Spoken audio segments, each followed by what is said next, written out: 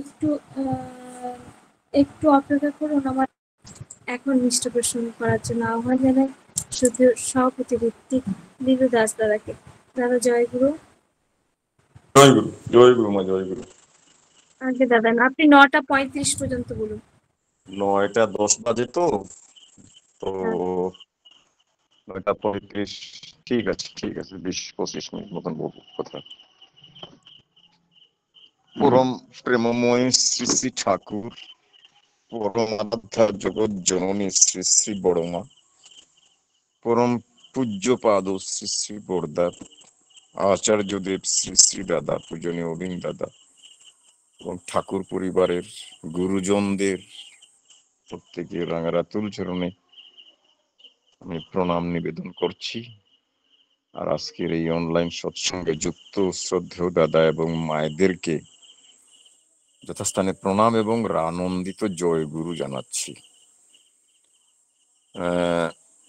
ইতিমধ্যে আমার শ্রদ্ধেয় সুকেশ সাহাদা ফোন করে বললেন একটা সঙ্গীত করার জন্য। আমি বললাম আমার তো ইষ্ট প্রসঙ্গ আছে, বলে সেটা 9টার পরে হবে, আপনি করতে পারবেন। তাই সেখানে সেই সঙ্গীতটা সমাপ্ত করে এটা অন্য একটা লিঙ্কে আমি ঢুকে যাচ্ছিলাম, আর শর্মিষ্ঠা মা বারবার ফোন করে বলছেন আসলে যে লিঙ্কটায় ঢুকেছি সেটা বোধহয় অন্য লিঙ্ক, সেখানে অনেক লোক দেখলাম। যাই হোক, আসলে আমি তো এই মোবাইলটা হ্যান্ডলিং করতে আমার একটু অসুবিধা হয়, তারপর মেয়েটাই এসে একটু ঠিক করে দিল।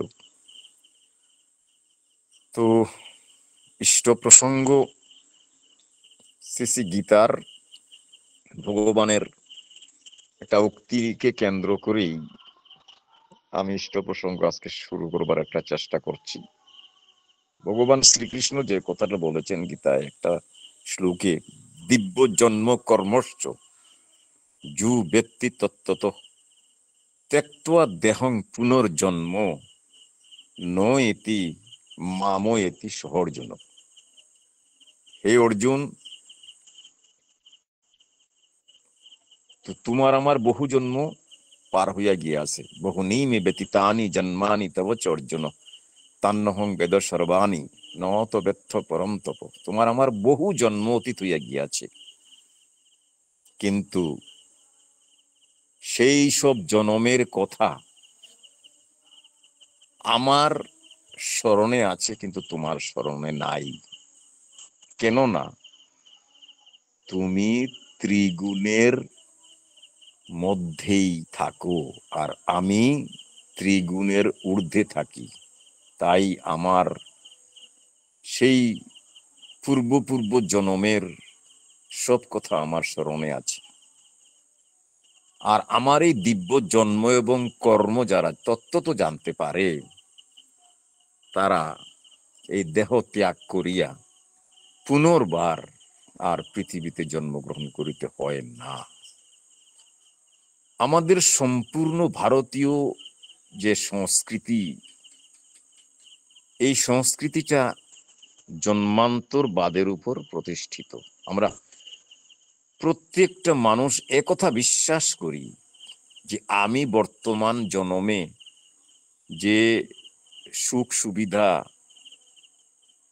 আমি যা ভোগ করে চলেছি, সেই সম্পূর্ণটাই কিন্তু আমার পূর্ব জন্মের সংস্কার বা কর্মফল। তো এই যে মনুষ্য জনম, এই মনুষ্য জনম আমাদের বৃহস্পতি পুরাণে একটা শ্লোক আছে, আমরা তো সবাই জানি, একথাটা জেনারেল ভাবে আমরা সবাই স্বীকারও করি যে 84 লক্ষ বার আমাদের জন্ম হওয়ার পর আমরা এই মনুষ্য দেহ পেয়েছি। স্থাবরে বিংশতে লক্ষং জলজং নবলক্ষং চ কুর্মাশ্চ নবলক্ষং চ দশলক্ষং চ পক্ষিণ ত্রিংশতে লক্ষং পশুনাঞ্চ চতুর্লক্ষং চ বান্দরা। বৃহস্পতি পুরাণে এইভাবেই এই 84 লক্ষ যোনি ভ্রমণের কথা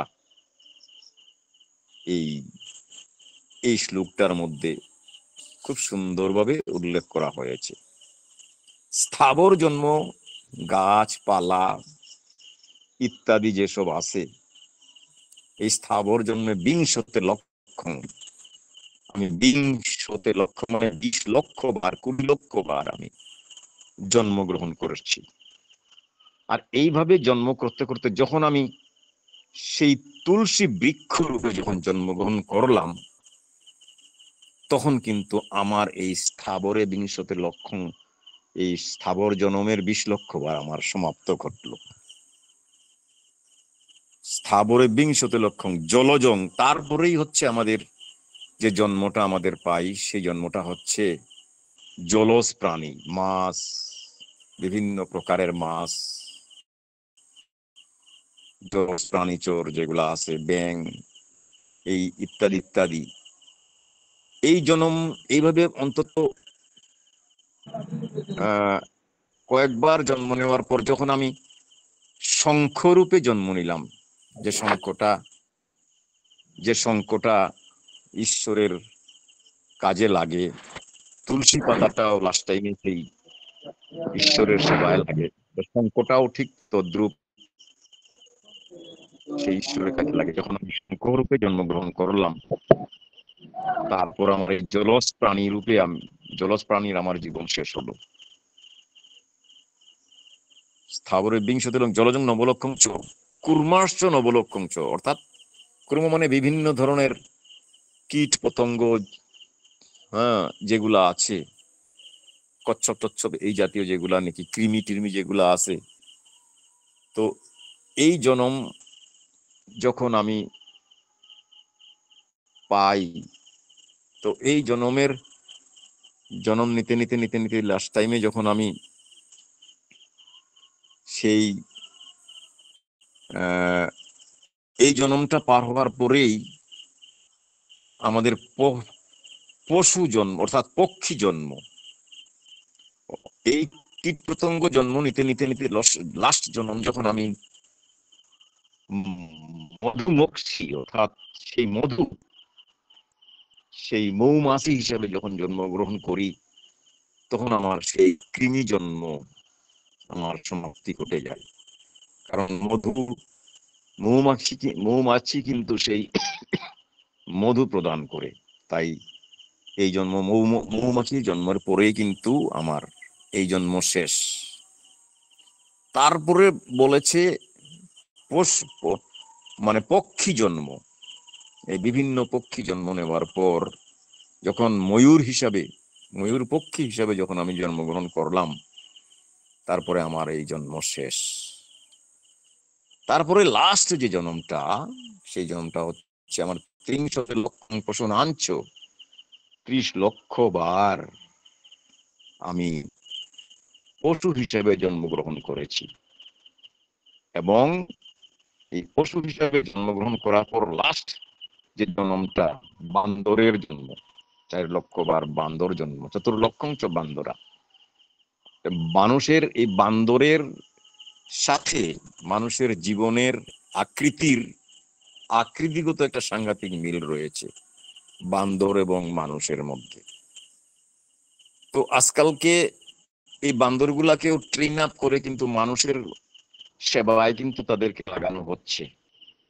তো বান্দর এবং মানুষের মধ্যে ডিফারেন্সটুকু এতটুকুই, বান্দরের একটা নেজ বা নেগুর রয়েছে, কিন্তু মানুষের নেই।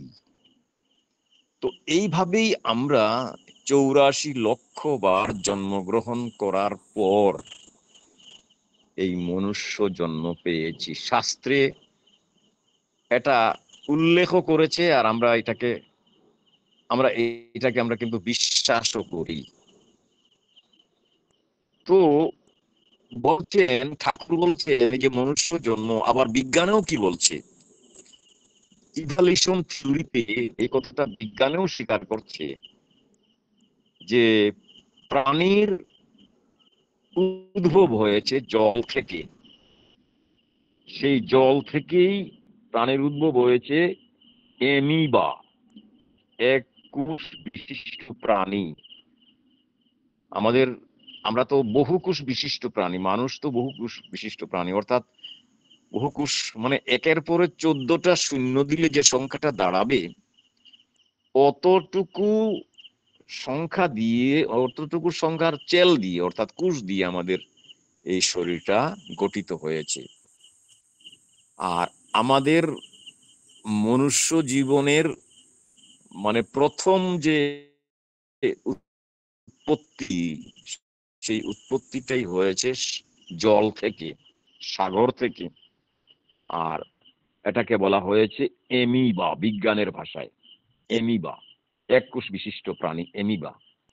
আর এই এমিবা, এই একুশ বিশিষ্ট প্রাণীটার ক্রমবর্ধন হতে হতে হতে হতে, বিবর্তন হতে হতে, ইভলিউশন থিওরিতে আস্তে আস্তে আস্তে আস্তে শাস্ট একেবারে সর্বশেষ যেটা নাকি মানে সংস্কার বা সর্বশেষ যেটা নাকি মানে পরিবর্তন, সেটা হচ্ছে মানুষ হিসাবে মানে সেটা পরিবর্তন হয়। তো বিজ্ঞান যেটা স্বীকার করছে, আমাদের শাস্ত্রও সেই কথাটাগুলো স্বীকার করছে। তো শ্রী শ্রী ঠাকুর এই জন্ম নেবার ব্যাপারে বহু কিছু বলেছেন। বলেছেন জন্মটা, মানুষের জন্মটা সবচেয়ে বেশি কষ্টদায়ক ব্যাপার। একটা প্রাণী যখন, একটা জীব যখন আপনার পৃথিবীতে আসে, একটা সিস্টেমের মধ্য দিয়ে, ঠাকুর একটা প্রজনন বিজ্ঞানের একটা মানে ছড়া রয়েছে যে হ্যাঁ,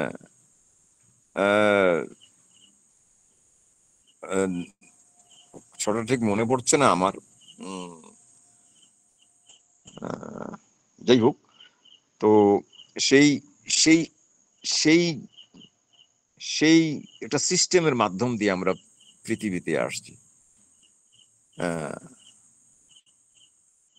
তো মলমূত্র মাঝখানে তোর জন্ম নেবার দ্বার, বিনা শ্রেয় অনুরাগে পাবি কি উদ্ধার।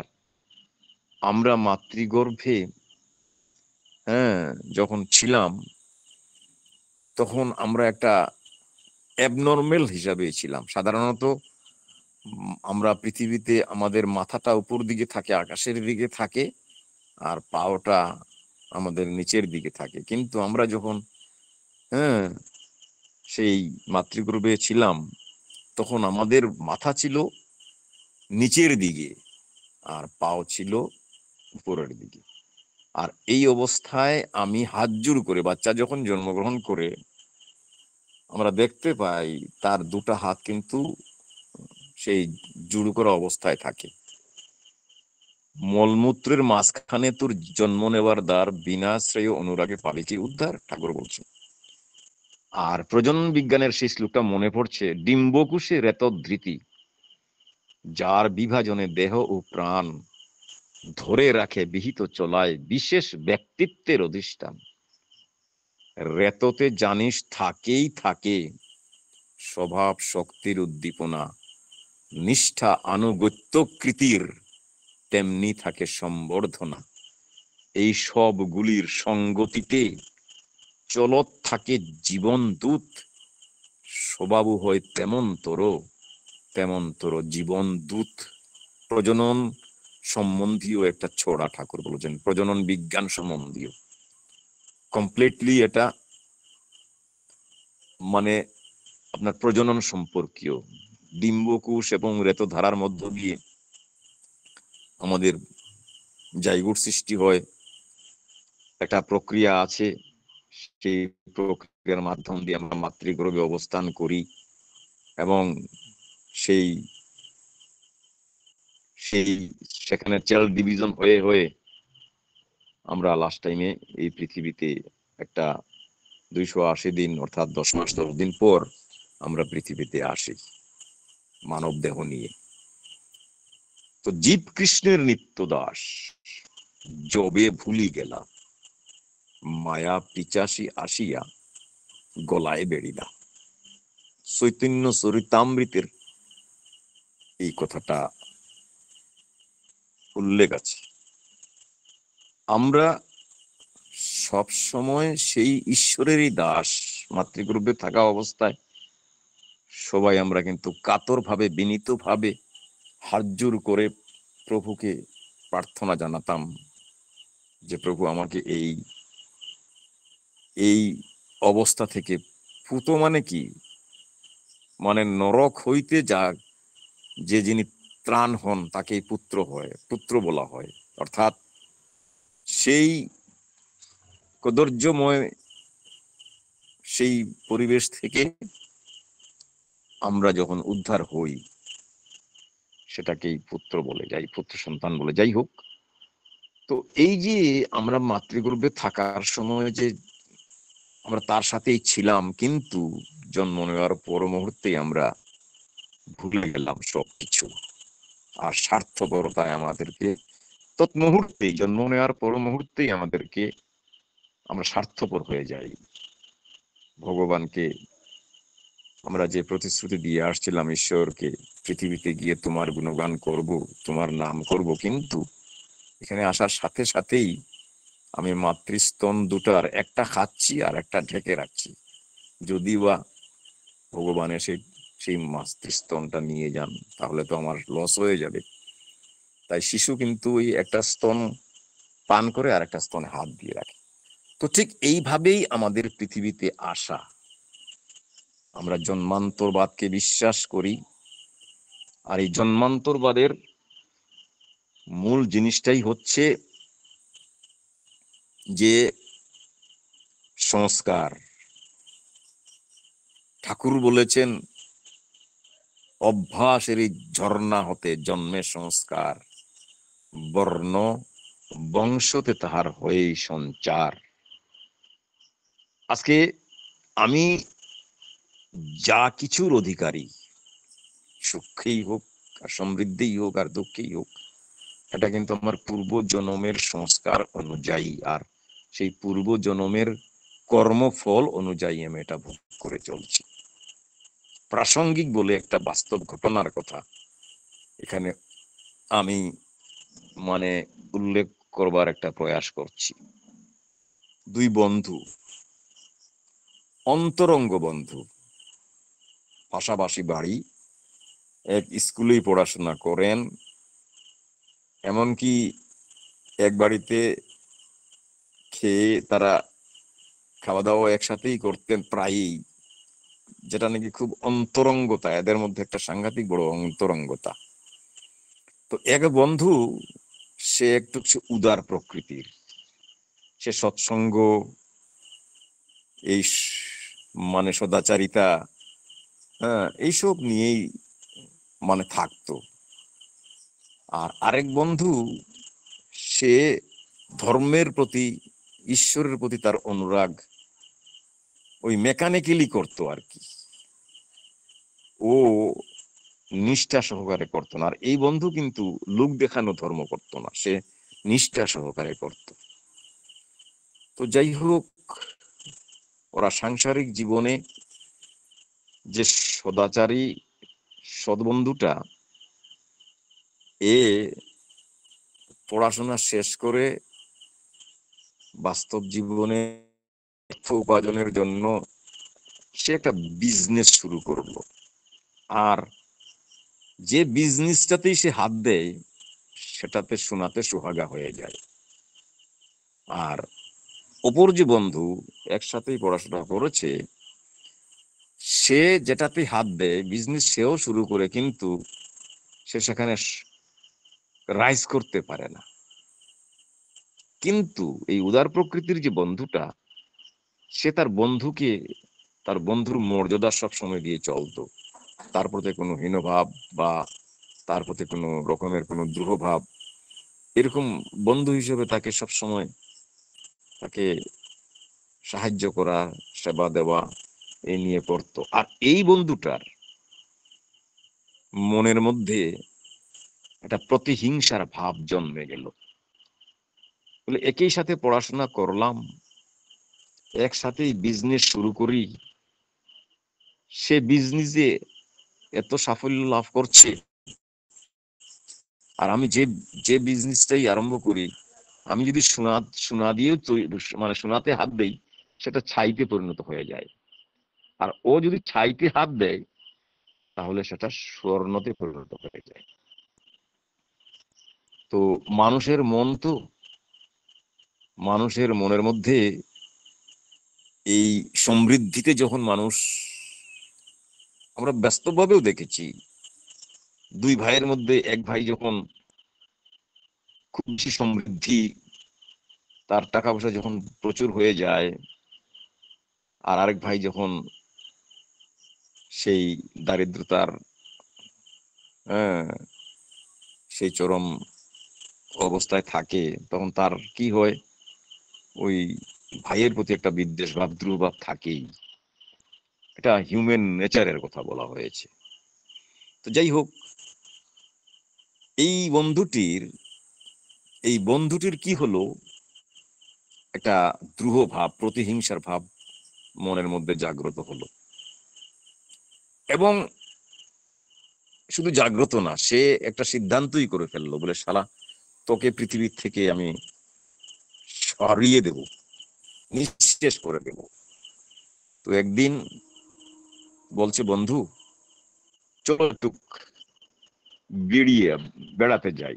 তো বেড়াতে যাবে কোথায়? একটা নির্জন রাস্তা আছে, সেই রাস্তা দিয়ে একটু বিকালবেলায়, একটু সন্ধ্যার সময়ে ওই নির্জন রাস্তায় দিয়ে বেড়াতে যাচ্ছে। আর শীতের দিন ছিল। এই বন্ধুটায় চাদর মুড়ি দিয়ে একটা ড্যাগার সাথে নিয়ে, চুপচাপ একটা ড্যাগার সাথে নিয়ে সে যাচ্ছিল। তো বন্ধুকে বলল, বন্ধু তুমি যাও, আমি একটু, আমার ন্যাচারাল কল আসছে, আমি ওটা সেরে আসি। এই বলে সে, বন্ধু তো তার ভিতরে তো কোনো মানে দুর্বলতা নেই, বন্ধুর প্রতি কোনো সন্দেহের কোনো ভাবেই নেই, বাল্যবন্ধু তার। তো সে আপন মনে সেই গুনগুন করতে করতে করতে করতে সে হেঁটে চলছে। আর এই বন্ধুটি পিছন থেকে গিয়ে ড্যাগার দিয়ে ঘপা ঘপ কয়েকটা ঘা দিয়ে বন্ধুটিকে মানে সেখানে সে মার্ডার করে ফেলল। মার্ডার করার পর সেই বীভৎস মূর্তি বন্ধু যে বলছে, ভাই তুই লাস্ট টাইমে আমাকে এইভাবেই হত্যা করলি, তোর কোন অভাবে আমি না তোকে সাহায্য করেছি বল, আর তুই আমাকে এইভাবে হত্যা করলি? তুই বল, তুই যদি বলতিস তোকে আমি, তুই যা চাইতি তাই দিতাম। যাই হোক, তার এই যে আঘাতটা এত এত মানে মানে সাংঘাতিক, ভয়ানক ছিল, মারাত্মক ছিল। লাস্ট টাইম সে সেখানেই মারা গেল ওই বন্ধুটা। আর রাস্তার পাশে ওই ক্ষেত গুলা নরম মাটি ছিল, সেই নরম মাটিতে বন্ধুটিকে কি করলো, মানে মাটি ওইখানে বের করে হাত দিয়ে মাটিগুলা তুলে বন্ধুটিকে সেখানেই মানে পুঁতে রাখলো। তো মানুষ তো আর সাধারণত মরে না সাথে সাথে, কিন্তু লাস্ট টাইমে ওই শ্বাসরুদ্ধ হয়ে সেই বন্ধুটি মারা গেল। এই দৃশ্য, বীভৎস দৃশ্য দেখে তার কিন্তু সাংঘাতিক ভাবে বাড়িতে যখন আসলো, আসার পর এই বীভৎস দৃশ্য দেখে আর তার অনুতাপ আসলো যে, ইস, এই এই বন্ধুটি আমার এত হিতৈষী বন্ধু, আর তাকে আমি এই প্রতিহিংসা, শুধুমাত্র তার পয়সা কড়ির এত এত প্রাচুর্যতা থাকার কারণেই আমি তার প্রতি একটা বিদ্বেষ ভাব নিয়ে থাকলাম। এটা কিন্তু সাংঘাতিক অপরাধের কাজ করেছি আমি। সেও সেই ভাবে মর্মাহত হয়ে, সেও সেই কথা চিন্তা করতে করতে সেও হার্ট অ্যাটাক করে সেও মারা গেল। বন্ধুটাকে সে মার্ডার করলো, আর সেও বাড়িতে মারা গেল। দুইজন মারাই গেলেন, একটা জন্ম পার হয়ে গেল। আর এই যে বন্ধুটি, এ পরবর্তী জীবনে একটা উচ্চ সদাচার সম্পন্ন ভালো জমিদার বাড়িতে জন্মগ্রহণ করলো। কারণ গীতায় বলছেন, পুণ্য কর্মকৃতা লোকা অনুষ্ঠিতা শাশ্বতী সমা সচিনাং শ্রীমতাঙ্গে যুগভ্রষ্ট অভিজায়তে।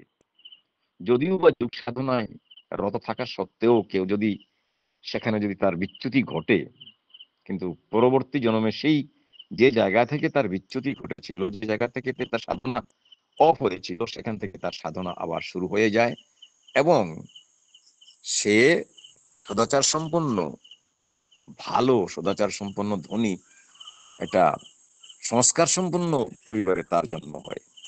তো তাই হলো, এই বন্ধুটি একটা সুন্দর পরিবারে তার জন্ম হলো। আর এই বন্ধুটি একটা কুষ্ঠ রোগী হয়ে জন্মগ্রহণ করলো।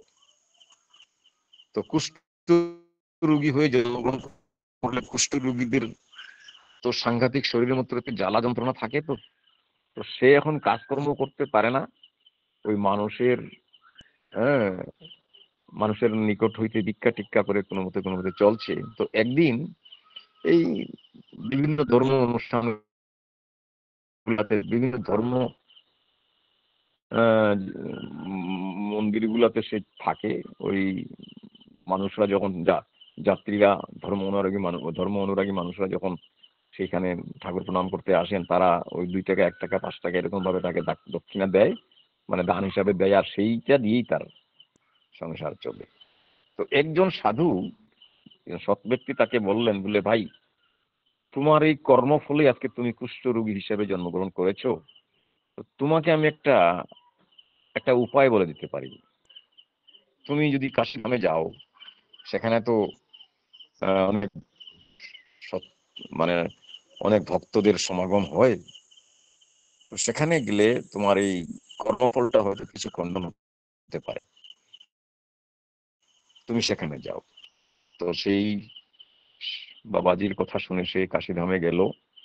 এইভাবেই সে তার জীবন চালাচ্ছে ভিক্ষা টিক্ষা করে। তো একদিন একদিন একজন সাধু ব্যক্তি, সজ্জন সাধু ব্যক্তি তাকে দেখে বলছেন, তুই মহাপাপী, তোর মুখ দর্শন করাটা মহাপাপ। তিনি মুখ ঘুরিয়ে ফেললেন, বাবা আমি কি পাপ করেছি আমি তো জানি না। বলে, তুই মহাপাপী, তোর মতন পাপী আর কেউ নাই।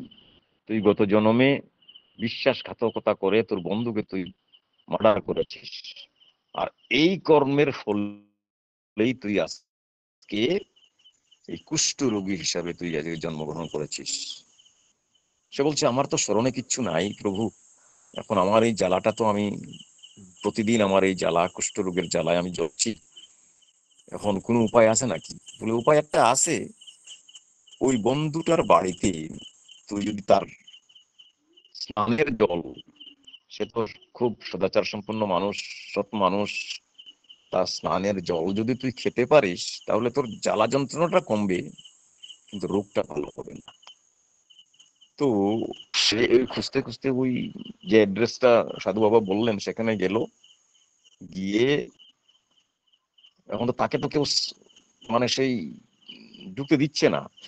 তো একজনে বলল, তুমি স্নানের জল পাবে না, তবে যে ড্রেন দিয়ে তার স্নানের জলটা যায় সেখান থেকে তুমি যদি একটু মানে খাও, তাহলে হয়তো তোমার এই শরীরের যে জ্বালাতনটা হয়তো উপশম হতে পারে। সেটাই করলো। তো একটা বাস্তব ঘটনা, জন্মান্তরবাদটা আমাদের হিন্দু শাস্ত্রে কিন্তু এই জন্মান্তরবাদের কথা বলা হয়েছে। অন্তকালে চ মামেব শরণ যো ত্যক্তা কলেবরম যঃ প্রয়াতি শোভং জাতি নাস্তত্র সংশয়। মৃত্যুকালে যে ভাব, যে চিন্তা মানুষের মধ্যে জাগ্রত হয়ে থাকে, সেই ভাবেই সে আবার পৃথিবীতে জন্মগ্রহণ করে। এখন এখানে একটা সাংঘাতিক, হয়তো যুক্তিবাদীরা এরকম বলবেন যে আমি খাও পিও ফুর্তি করো মৌজ করো এই প্রিন্সিপল নিয়ে চলবো, আর শেষ বয়সে আমি ঈশ্বরের নাম গুণগান করব।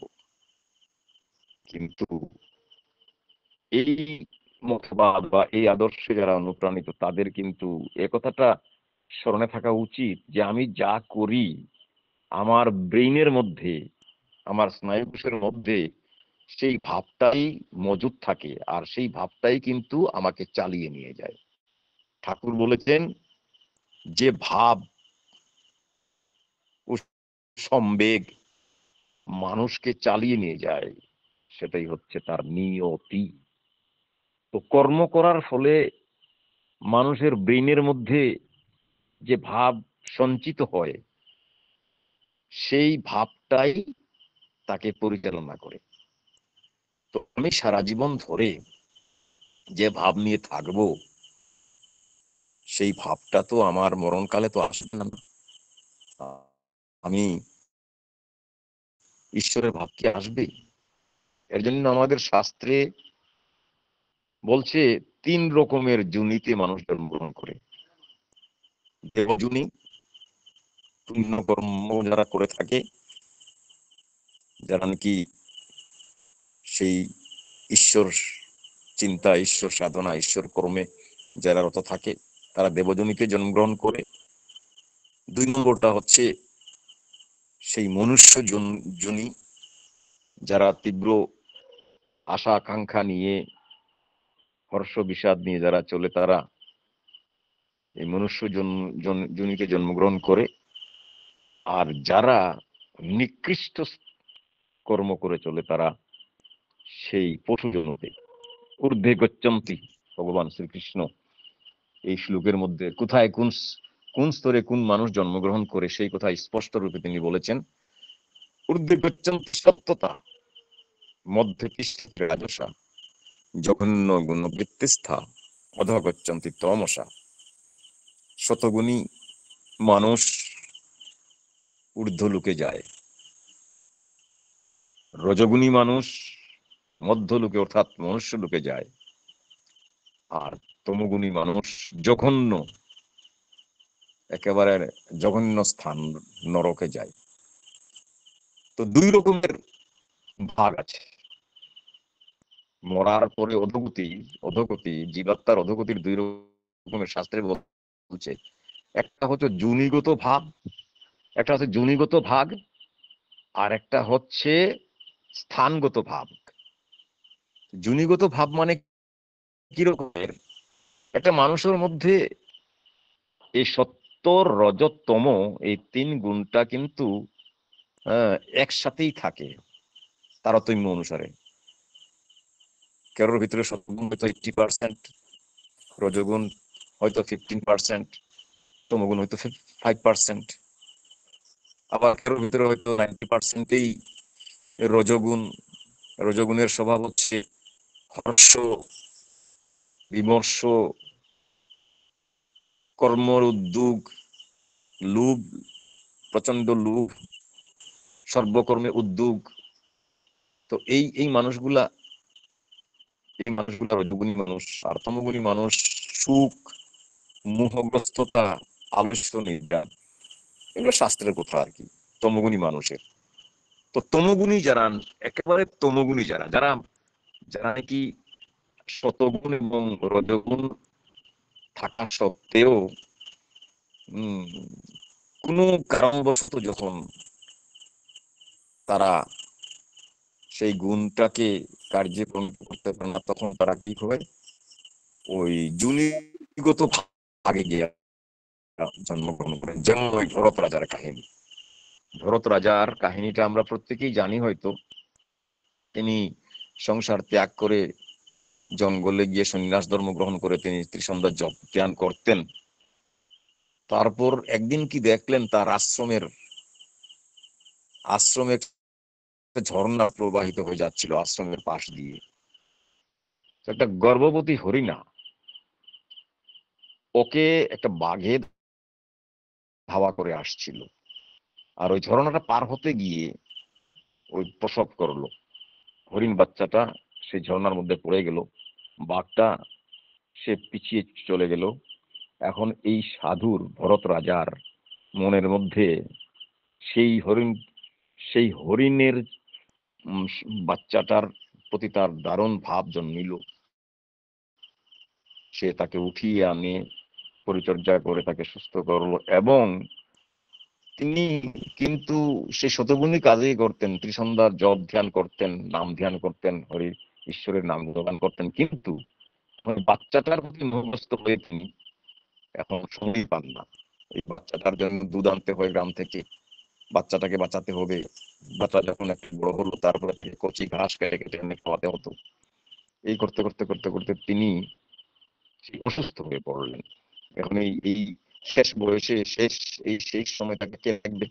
ওই হরিণ বাচ্চাটা কিছু বড় হয়েছে, তার শিং একটু একটু একটু বড় হয়েছে, তো শিং দিয়ে তার প্রভুকে সে একটু আদর করে, শিং দিয়ে তার শরীরে একটু ইয়ে করে দেয়, আদর করে। কিন্তু এই সন্ন্যাসীর, এই ভরত রাজার লাস্ট টাইমে কি হলো, যখন মৃত্যুমুখী পতিত হতে চলছেন, তখন তার একটাই মাত্র চিন্তা, আমি যদি মরে যাই তাহলে এই হরিণ শাবকটা, এই হরিণ বাচ্চাটার গতি কি হবে। এই এই কথাটা চিন্তা করতে করতে শেষ টাইমে তার সেই হরিণ কুলে জন্মগ্রহণ করলো। যাই হোক, একটা নিরস চ্যাপ্টার নিয়েই আমি মানে আপনাদেরকে হয়তো বিরক্ত করলাম। এই জন্মান্তর বার্তা একটা নিরসই চ্যাপ্টার। এইগুলা কথা অনেকেই শুনতেও রাজি হয় না, কিন্তু এটা যে কত বড় সায়েন্স, এই সায়েন্সটা হয়তো অনেকেই জানেন না। যাই হোক, এই সম্বন্ধে আরো বিস্তৃত বহু কথা আছে। হ্যাঁ, সেই সব কথা এই সময়ের অভাবে এখানে হয়তো আলোচনা করা গেল না, সময় প্রায় ফুরিয়ে আসছে। তো আমার মতন করে এই কথাগুলো আপনাদের সম্মুখে তুলে ধরার একটা প্রয়াস করলাম। জানি না কতটুকু আমি সঠিকভাবে এটাকে উপস্থাপন করতে পারছি বা এটাকে পরিবেশন করতে পারছি। আপনারা এখানে জ্ঞানী গুণী বক্তারা আছেন, আপনারা যদি কিছু অবান্তর অবস্থা কিছু বলে থাকি, আপনারা আমাকে ক্ষমার সুন্দর দৃষ্টিতে দেখবেন। সবাইকে আমার আনন্দের জয়গুরু জানিয়ে আমি আমার প্রসঙ্গটা এখানে ইতি টানছি। জয়গুরু শর্মিষ্ঠা মা, আপনাকে জয় ধন্যবাদ। গুরু দাদা, জয় গুরু। আপনি আমাকে সুযোগ দেওয়ার জন্য জয়গুরু। জয় গুরু, জয় গুরু। খুব সুন্দর শ্রোতে দাদা আপনি আলোচনা করলেন যে আমরা 84 লক্ষ জন্মগ্রহণের পরে আমাদের মানব জন্ম হয়, কর্মফল আমাদের ভোগ করতে হয়। মৃত্যুর কালে যে ভাব নিয়ে, যে চিন্তা নিয়ে মানুষের মৃত্যু হয়, পরবর্তী জন্ম সেই ভাব চিন্তা নিয়ে মানুষ জন্ম হয়। এবং শত রজ তম গুণের মানুষ কোথায় যায় এবং তার কি ফল হয় তা সুন্দর করে আলোচনা করলেন। এবং এত সুন্দর করে ভরত রাজার কথা আলোচনা করছিলেন, আমার তো বাধ্য হলাম, অনেকটা সময় হয়ে গেছে বলে, নাহলে ইচ্ছে করছিল না, যে মনে হচ্ছিল যেন আরো শুনি শুনি। যাই হোক দাদা, একটু আপনি অসম্ভব সুন্দর আলোচনা করলেন, আমরা প্রত্যেককেই সমৃদ্ধ হলাম। পরম পিতার আমরা তিনজনে আপনার এবং আপনার পরিবার পারিপার্শ্বিকের সবার নিরোগী সুস্থ জীবন প্রার্থনা করি। ভালো থাকুন দাদা, জয় সুস্থ থাকুন। জয় গুমা, জয় গুরু, আবারও জয় গুরু। আমারও সময় পেলে ভালো আসবেন, থাকবেন আমরা না। একদম একদম। জয় গুরু, জয় গুরু জয় গুরু, দাদা, জয় গুরু। জয়।